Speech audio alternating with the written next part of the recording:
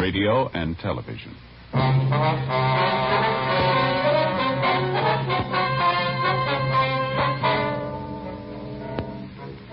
You're a detective sergeant. You're assigned to Personnel Division.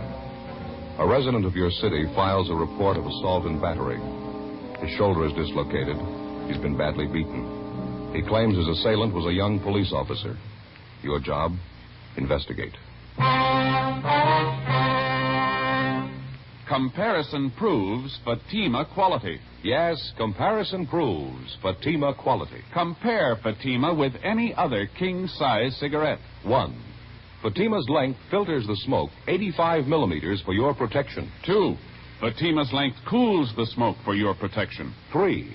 Fatima's length gives you those extra puffs, 21% longer than standard cigarette size. And you get an extra mild and soothing smoke, plus the added protection of Fatima quality. Definitely the best quality in its class, but the same price as the cigarette you are now smoking. Prove Fatima quality yourself today. Buy Fatima in the bright, sunny yellow pack. Best of all king-size cigarettes.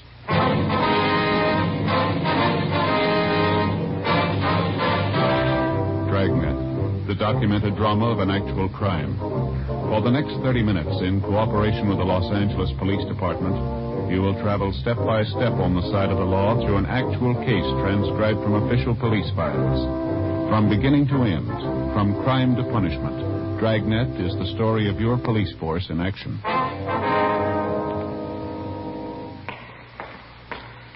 It was Tuesday, June 11th. It was mild in Los Angeles. We were working the day watch out of BIA. My partner's Ed Jacobs. The boss is Lieutenant Jessup. My name's Friday. It was 10:23 a.m. when I got to room 83, the squad room. Joe, you catch up with the lieutenant? Yeah, in a meeting. He said he'd be out about 11:30. He wants us to handle it for the time being. Oh. Well, Joe, this is Officer Blanchard. This is my partner, Joe Friday. I'm glad to know you, Friday. I think I've seen you around Central a couple of times. Yeah, sure. How are you? Well, what's this thing all about? Do you mind telling me? You worked yesterday, did you? Yeah, that's right. My regular beat, South Central area. Anything out of the ordinary happen while you were on duty? No, not much. Made a couple of pinches, that's about all. Pretty quiet otherwise. Did you make one of those arrests at 7928 Cortlandt Avenue? Yeah, that's right. A woman, 2 men, users. All 3 of them were booked in violation of State Narcotics Act. Any of the 3 familiar to you at all, Blanchard? I mean, had you ever seen them before the time you arrested them? No, none of them. I knew the place, though. I've been keeping an eye on it lately. One of those old-fashioned homes converted into a rooming house. Uh-huh. I've been noticing some of the people going in and out of the place. They didn't look too good to me. And that's why I say I've been keeping an eye on the house. Now, what's the story on this anyway? You get a kickback on that arrest I made?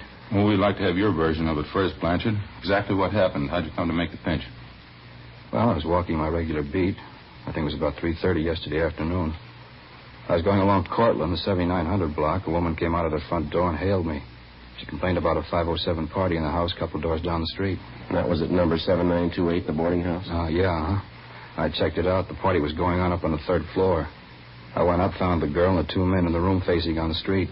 The girl was fixing a pop for herself when I came in. 2 caps of heroin on the table in front of her. Mm-hmm. What'd you do then? I made a grab for the 2 caps. One of the guys beat me to it. He got him, ran to the next room, and tried to flush him down the drain. He didn't quite make it, though. I got one of the caps before he could get rid of it. What'd you do then, Blanchard? Well, I sat the 3 of them down, called into the office. I checked the room over while we were waiting, found 2 more caps of heroin, usual equipment to go with it. When the radio car showed up, the 3 of them were taken downtown to narcotics squad and booked. That's all I can tell you about it. Well, during the time you were waiting there in the room, Blanchard, did you have any trouble with the suspects at all? Well, I got a lot of talk from one of the men, a fellow by the name of Evans.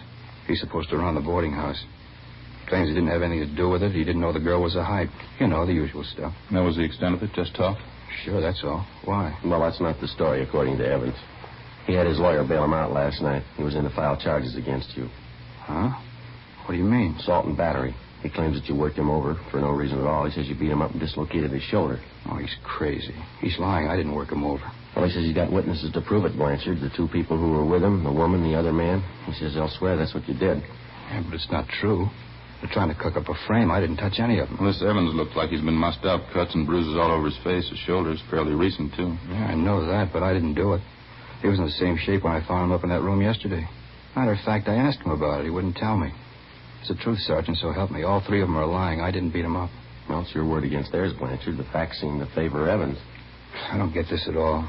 Two of those people are known hypes. They'd swear anything for a free cap. You know that. What good is their word? Maybe no good at all. It's not up to us to decide. Evans filed a complaint. It's our job to follow through.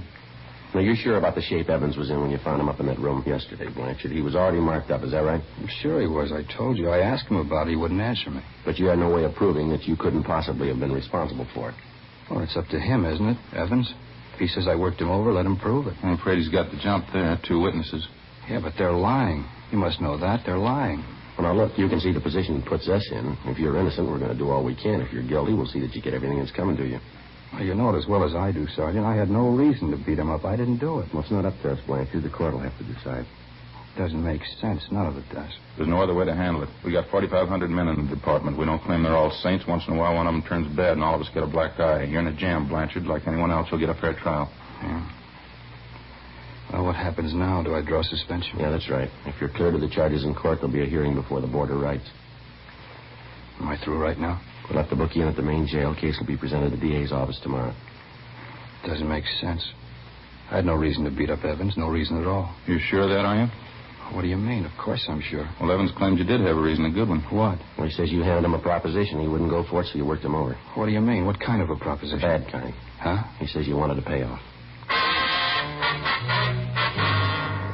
Investigating charges against a police officer involves exactly the same procedure as cases where private citizens are concerned.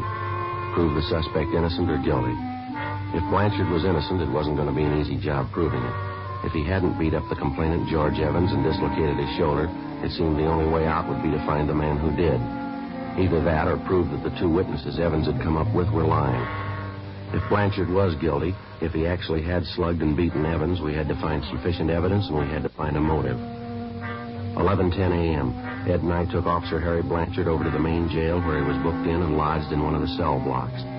Then we went upstairs to the women's jail where we interviewed one of the witnesses to the alleged beating, an Eleanor Rowland. She'd had previous arrests for vagrancy, grand theft auto, and petty theft, as well as an established reputation as a user of narcotics. She was 23 years old. Yeah, it was terrible. That cop really roughed him up, poor Evans. Cop didn't have to treat him like that. How long have you known George Evans, Miss Rowland? You old friends? No, I wouldn't say that. I met him a couple weeks ago when I came down from north. San Francisco? Portland. I was visiting up there. I'm a Portland girl originally. Well, how about this other man you were with at the time Officer Blanchard picked you up, this Ray Sherman? He an old friend? Buster, yeah, I've known him a few years. Do you know Evans very well? Yeah, I guess you could say that. Ray's had a room at the boarding house a couple of years. I guess he's good friends with Evans. Say, can I ask you something? Yes, ma'am. You ever work narcotics up in Portland? No, ma'am, never have. Face is familiar. Could have sworn I met you in Portland. Do you want to run over that story again for us, Miss Rowland, about what happened yesterday? Not much to say, just the same as I told you. You usually stay at Evans' rooming house when you're in town, do you? No, it's only the second time I was there. How about George Evans? Was he there at the time? No, not first. Me and Buster had a pop, and then we sat around and talked. Mm-hmm. Evans came in a little later. Three of us talked. Told me and Buster not to bring any more junk in the house. He didn't want to get into trouble. Didn't speak of the devil, a cop walked in. What happened then? Buster grabbed two caps off the table, tried to get rid of them. He only got rid of one, though. The cop got the other one. Well, how'd the argument start? You remember that? Between Evans and the officer, I mean. Well, I was a little high at the time. I don't remember it word for word. Evans said he didn't have anything to do with it, but the cop kept pressing him. He told Evans he'd forget about it if Evans would pay him off. Evans told him no, he wouldn't give him a cent, and then the cop started beating him up. You were in the same room with him all this time? Yeah, Buster and me. We saw it all, poor old Evans. He really got worked over. Cop didn't have to treat him like that. Say, are you sure you're not from Portland? Yes, ma'am, I'm sure. Now, about how many times would you say the officer hit Evans? Oh, I couldn't tell you that exactly. Dozens of times, I guess. Kept hitting him with his fist, pushed him all around the room. I was a little high at the time. I don't remember everything exactly. Could use a booster about now. Are you sure about everything you've told us, Miss Rowland, the truth? Yeah, that's right. Some of the details I didn't remember so well. He straightened it out for me, though. He told me just what happened. Who's that? George Evans. 11:50 a.m. Ed and I continued questioning Eleanor Rowland. The more we talked to her, the more we were convinced that at the time of the alleged beating, she was under a heavy dose of narcotics, and that for the most part, she'd picked up her version of the story from the alleged victim, George Evans. We went down to the second floor of the main jail to one of the interview rooms where we talked to the second witness, Ray Sherman, alias Tom Raymond, alias Buster Raymond. He also had a long record as a user of narcotics. He gave the same general version of the incident as the Rowland girl did, but despite the girl's story, he claimed he was not under the influence of narcotics at the time Officer Blanchard entered the room and made the arrest. Besides that, there were other discrepancies. 1:05 p.m. We had some lunch at the Federal Cafe, and then we drove out to interview the complainant in the case, George Evans. After checking in his rooming house, we finally located him at a neighborhood bowling alley. He was sitting at a bar adjoining the actual playing area, drinking a bottle of beer. Parts of his face and neck were bandaged, and his left shoulder was in a cast. He appeared friendly and cooperative. I kept telling the cop I didn't have any money. Told him I wouldn't give him a payoff even if I did. So he started working you over, that right, Evans? Yes, that's right. I don't have anything against cops normally, but this guy, that's something else. How do you ever get on the force anyway? Had you ever had any contact with Officer Blanchard before yesterday, Evans? Yes, I did, twice before. He came to the house, accused me of running a hideout for thieves, junkies. Tried to get me to pay him off then, too. I wouldn't do it. That's, when was that, Evans? About 6-8 months ago. Yeah, at least that. Well, how was it you didn't report Blanchard then? Well, I wouldn't cause any trouble, get mixed up in a law case. I figured I could take care of him myself.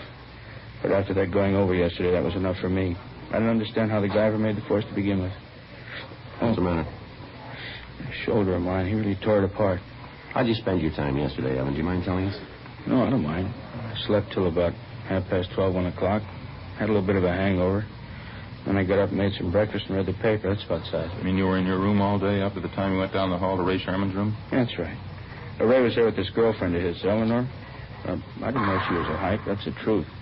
Ray should have known better having her there. I don't like the kind of stuff going on around my place. Now, we've checked you through the record bureau, Evans. There's been 3 or 4 similar cases at your places the last few years, hasn't there? A couple, yeah. It's a real problem. I don't know how you keep them out. Whole neighborhood around here, you know. Pretty hard to stop it, I guess. We understand you were in the room there while the girl helped herself to a fix. Is that right? No, I wasn't in the room when she took the fix. I got there a couple minutes after. I didn't even know what was going on. You can ask Ray Sherman, the girl, too. They'll tell you I wasn't there. Well, there's something else we wanted to ask you about. Sherman and the girl don't seem too sure of their stories. Can you straighten us out there? What do you mean? Well, Sherman tells us one thing, the girl tells us something else. Can't seem to get together. Yeah, but I told him. You told him what, Evan? Well, nothing. I told him to tell the truth, that's all. That stupid Ray. He doesn't know half the time what he's doing. Well, that doesn't make him much of a witness then, does it? What do you mean? He was there when that cop slugged me, beat me up. He could see that much. Well, that's just it. We're not sure he did. Huh? The girl says Blanchard worked you over in the living room there. Sherman says Blanchard took you out in the kitchen and beat you up. Now, which is it? I think I'm beginning to get the pitch. How's that?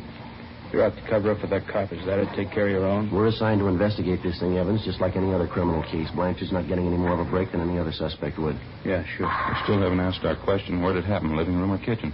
The interview's all over, Sergeant. I got the pitch. You can take this back to your office. I'm going to get that cop convicted. If it's the last thing I do, you can count on that. What's the matter, Evans? All we did was ask you a simple question. Don't try to kid me, Sergeant. I got the angle. You're trying for a cover-up. Okay, go ahead and try. Now, look, why don't you snap out of it, mister? Nobody's trying to cover up unless it's you. Sherman and the girl are your witnesses. Some of the points of their stories don't check out. We want to clear them up. Does that sound unreasonable? I told you, Sergeant. It's no use. I got your angle. Answer me one more thing, Evans. You're on your own. I'm telling you nothing. Who was the doctor that treated you after you were beaten up?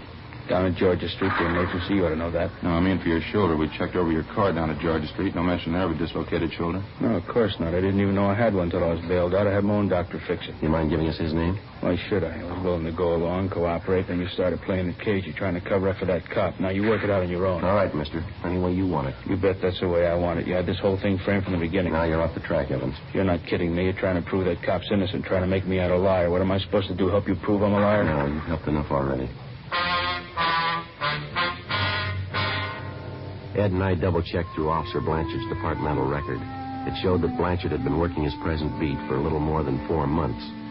Evans had told us that Blanchard allegedly had solicited payoffs from him at least 6 to 8 months before.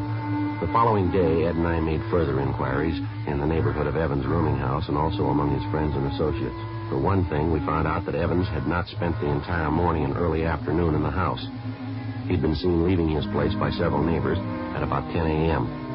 Through one of his contacts, we got the address of an ex-wife, since remarried, a Marie Evans Zarconi.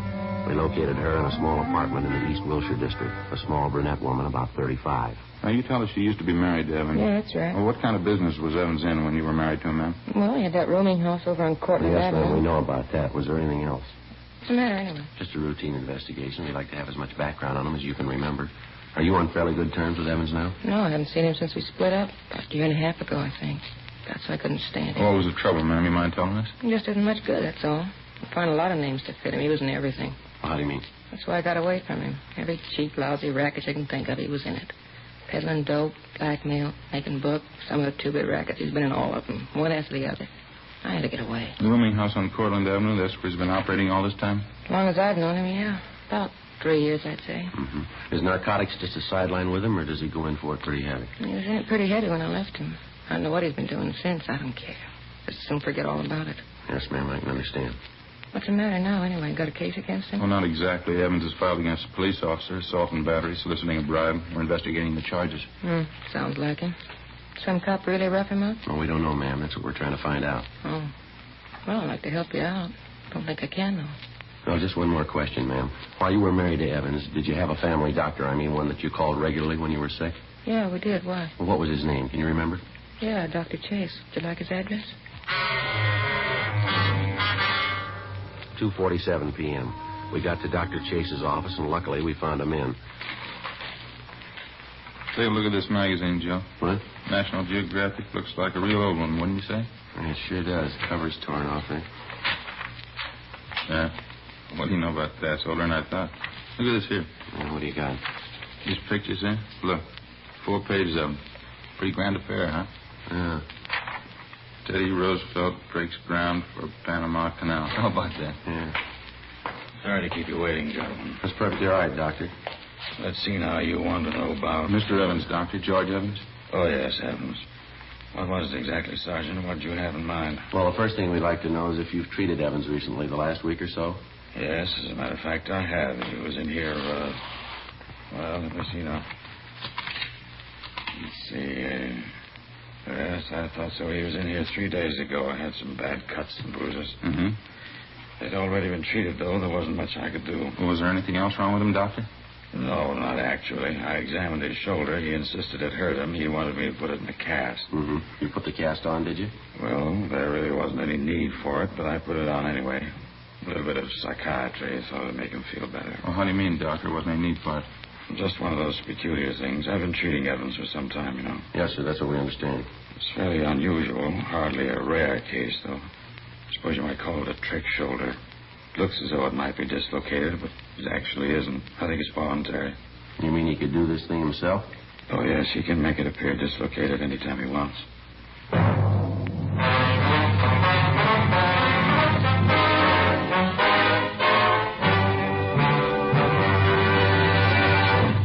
You are listening to Dragnet. Authentic stories of your police force in action. Fatima, America's first largest-selling blended cigarette. Now, best of all, king-size cigarettes. Prove it yourself today. Compare Fatima with any other king-size cigarette. 1. Fatima's length filters the smoke 85 millimeters for your protection. 2. Fatima's length cools the smoke for your protection. 3. Fatima's length gives you those extra puffs, 21% longer than standard cigarette size. And you get an extra mild and soothing smoke, plus the added protection of Fatima quality. Friends, in Fatima, the difference is quality. Fatima contains the finest domestic and Turkish tobaccos superbly blended. And Fatima is extra mild, with a much different, much better flavor and aroma. Because of its quality, its extra mildness, its better flavor and aroma, more smokers now insist on Fatima than ever before. Switch to Fatima today. Remember, each king-size Fatima filters and cools the smoke, gives you those extra puffs, and you get an extra mild and soothing smoke, plus the added protection of Fatima quality. Buy Fatima. Best of all, king-size cigarettes.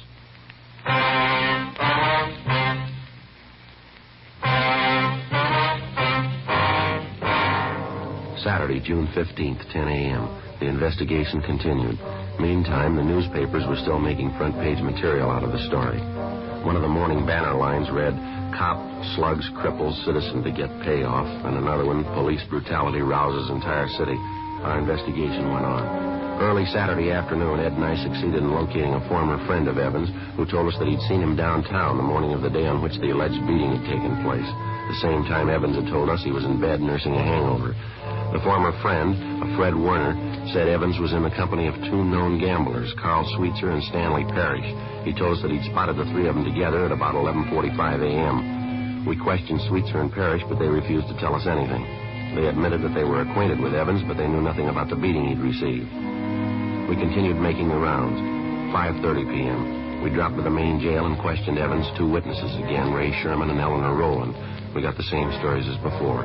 6:18 p.m. We got back to the city hall. Long stretch, huh? Sure be glad to get home. Yeah, not a bad day, though. We had fair luck, didn't we? I suppose so. It could always be better. Sure like to get the straight story one way or the other. You want to check the book, Ed, see if we got anything? Yeah, okay.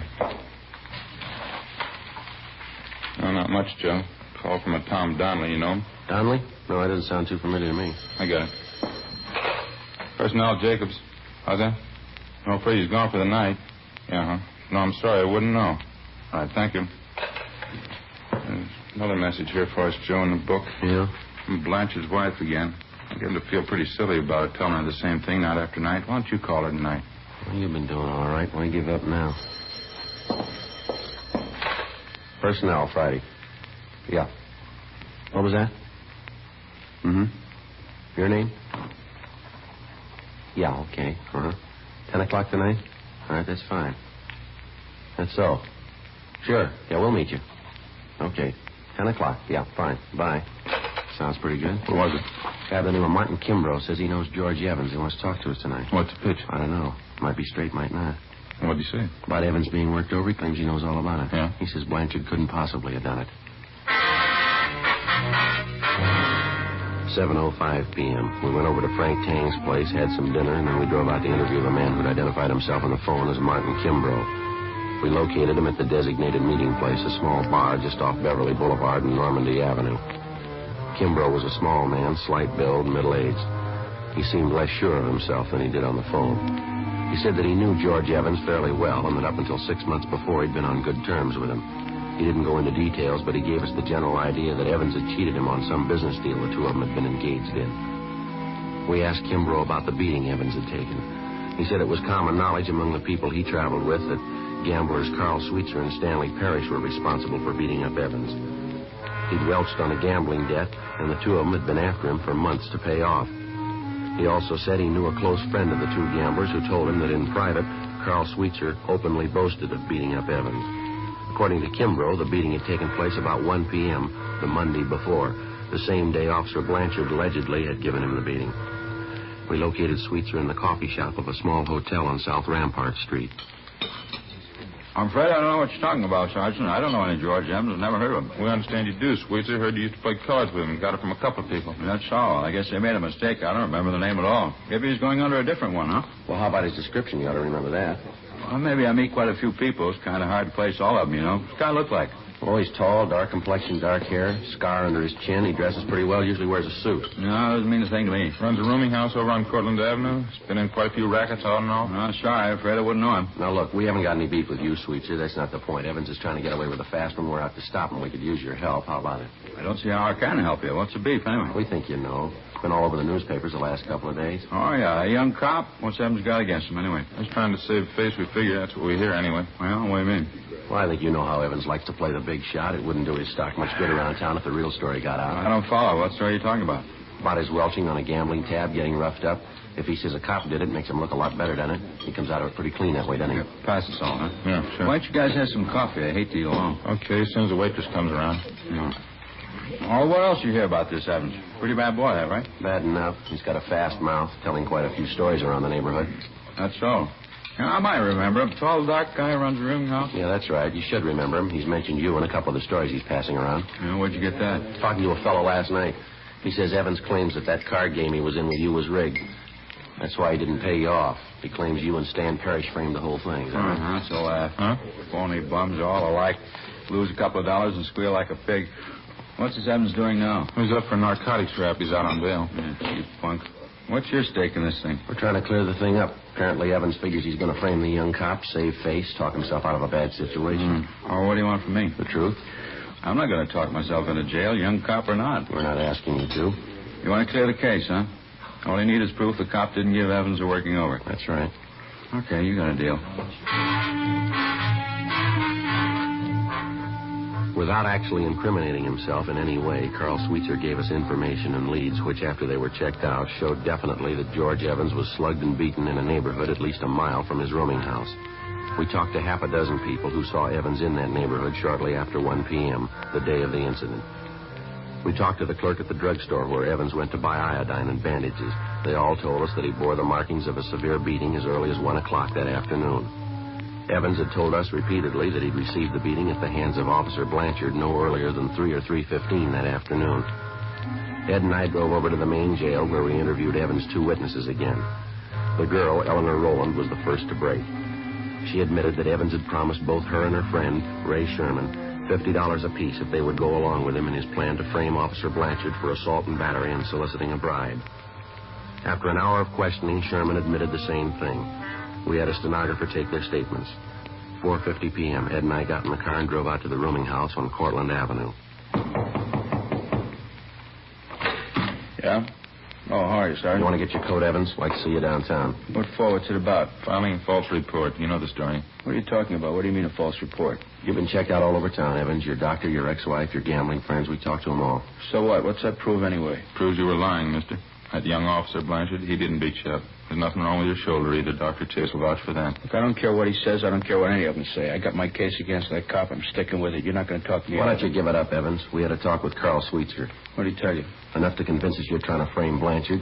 We've got statements from people who saw you before you got back home Monday afternoon. They say you were mussed up then. That was at 1 o'clock in the afternoon. You've been telling us Blanchard wasn't at your place till 3 o'clock. Now, how do you explain that? Oh, I don't know. Maybe I didn't have the time right. My watch could have been off. Doesn't make any difference anyway. It's going to make a lot of difference. How about getting your coat? I'm going to call my lawyer first. That isn't going to do much good. We've got statements from your 2 witnesses, Ray Sherman and the girl. They've admitted the whole thing. Now, you haven't got much of a case left. I don't care what they say. They're lying. Both of them. They're lying. You ought to know, mister. What? You taught them how.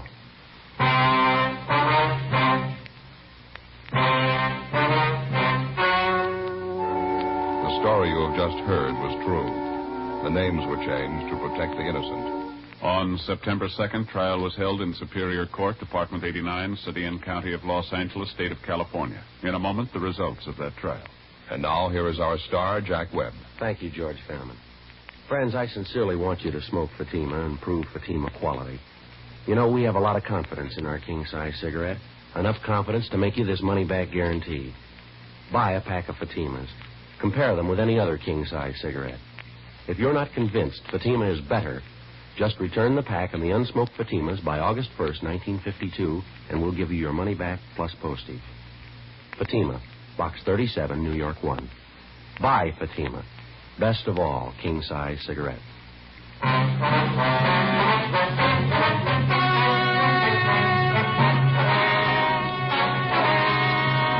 A complaint was received on George Evans from the city attorney's office for violation of Section 5243 Municipal Code, filing a false report to the police department, a misdemeanor. He received a sentence of 30 days in the county jail. Ray Sherman was tried and found guilty of Section 11500 Health and Safety Code, possession of narcotics. He was sentenced to 1 year in the county jail and 3 years probation. Eleanor Rowland was filed on as a bag addict, Section 11721, Health and Safety Code. She was sentenced to 60 days in the county jail. Officer Harry Blanchard was cleared of the charges pending against him and was reinstated with back pay.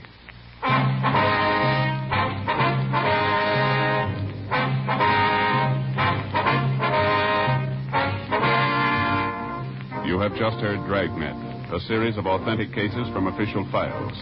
Technical advice comes from the Office of Chief of Police W.H. Parker, Los Angeles Police Department. Technical advisors Captain Jack Donahoe, Sergeant Marty Wynn, and Sergeant Vance Brasher. Heard tonight were Barney Phillips and Whit Connor. Script by Jim Moser. Music by Walter Schumann. Hal Gibney speaking. Fatima Cigarettes, best of all king-size cigarettes, has brought you Dragnet, transcribed from Los Angeles.